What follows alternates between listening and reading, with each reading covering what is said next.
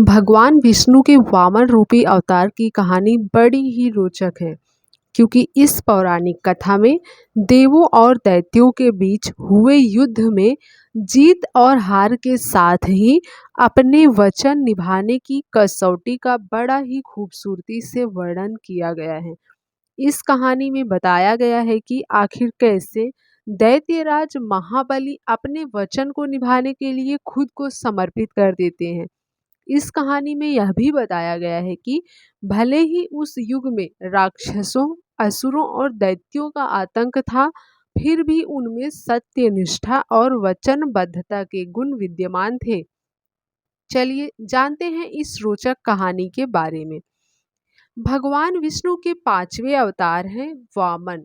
भगवान ब्राह्मण बालक के रूप में धरती पर आए थे। भाद्रपद शुक्ल पक्ष की द्वादशी तिथि को वामन जयंती मनाई जाती है।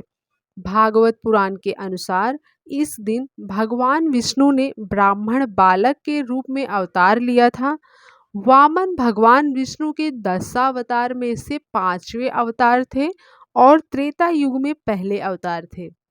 भगवान विष्णु के वामन अवतार की कथा कुछ इस प्रकार है कि देव और दैत्यों के बीच जब युद्ध हो रहा था, तब सभी दैत्य हार चुके थे। पराजित दैत्य इसके बाद मृत दैत्यों और घायलों को लेकर चले जाते हैं।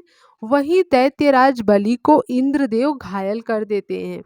उस समय दैत्यों के गुरु कहे जाने वाले शुक्राचार्य संजीवनी विद्या के बल पर दैत्यराज बलि और बाकी मृत दैत्यों को जीवित कर देते हैं।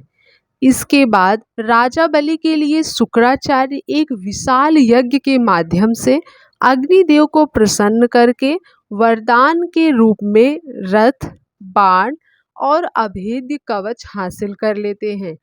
अग्निदेव से प्राप्त किए शस्त्रों के कारण दैत्य वर्ग अब बलशाली हो चला है और उसने अपनी विशाल सेना को युद्ध के मैदान में उतारकर अमरावती पर आक्रमण कर दिया। यहाँ दैत्यों की बढ़ती शक्ति के संबंध में देवताओं के राजा इंद्र को सब ज्ञात होता है।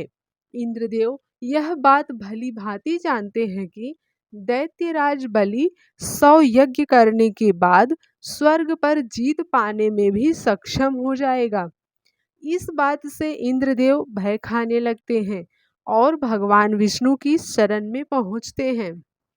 इंद्रदेव की समस्या को सुनकर भगवान विष्णु उन्हें सहायता करने का आश्वासन देते हैं। विष्णु जी कहते हैं कि वे वामन अवतार रूप में माता आदिति के गर्भ से अवतार लेंगे।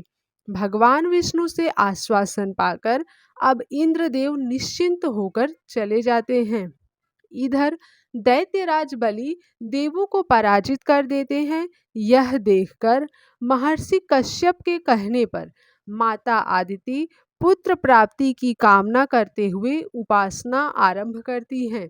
इसी उपासना के बाद भगवान विष्णु ने भाद्रपद मास की शुक्ल पक्ष की द्वादशी तिथि के दिन माता आदिति के गर्भ से वामन रूपी अवतार लिया। विष्णु जी अपने इस अवतार में ब्रह्मचारी ब्राह्मण का रूप धारण करते हैं। महर्षि कश्यप उनका ऋषियों के साथ उपनयन संस्कार करते हैं। इस तरह वामन बटुक को महर्षि पुलह यज्ञोपवीत, अगस्त्य मृगचर्म, मरीच पलाश का दंड, आंगिरस वस्त्र, सूर्य छत्र, भृगु खड़ाऊं, गुरुदेव जनेऊ और कमंडल, माता आदिति कोपीन, सरस्वती रुद्राक्ष की माला और कुबेर भिक्षा पात्र प्रदान करते हैं। सभी से कुछ न कुछ लेकर वामन अवतार पिता से आज्ञा लेते हैं और फिर दैत्यराज बलि के पास जाते हैं। जिस समय भगवान वामन राजा बलि के पास पहुंचते हैं, उस समय बलि नर्मदा नदी के तट पर अपना अंतिम 100वां यज्ञ संपन्न करने जा रहे होते हैं। वामन अवतार लिए विष्णु जी राजा बलि से भिक्षा मांगते हैं और भिक्षा में 3 पग भूमि मांगते हैं। दैत्यों के राजा बलि अपने गुरु शुक्राचार्य के मना करने के बावजूद भगवान विष्णु को 3 पग भूमि दान में देने का वचन दे देते हैं।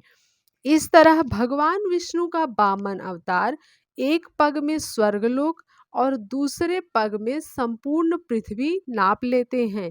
अब उनके पास तीसरा पग रखने के लिए कोई स्थान नहीं बचता। यह देख बलि चिंतित हो उठता है। तीसरा पग रखने के लिए अब स्थान कहाँ से लाए, और अगर उन्होंने अपना वचन पूरा नहीं किया तो अधर्म हो जाएगा।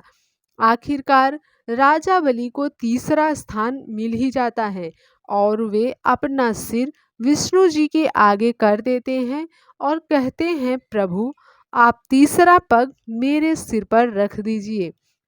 वामन भगवान बलि की बात मानकर वैसा ही करते हैं और दैत्यराज बलि को पाताल लोक में रहने का आदेश देते हैं। बलि की वचनबद्धता देख भगवान विष्णु अत्यंत प्रसन्न होते हैं और उनसे कहते हैं कि कहो तुम्हारी क्या इच्छा है। बलि अपने वर में रात दिन भगवान विष्णु को अपने सामने रहने के लिए कहते हैं।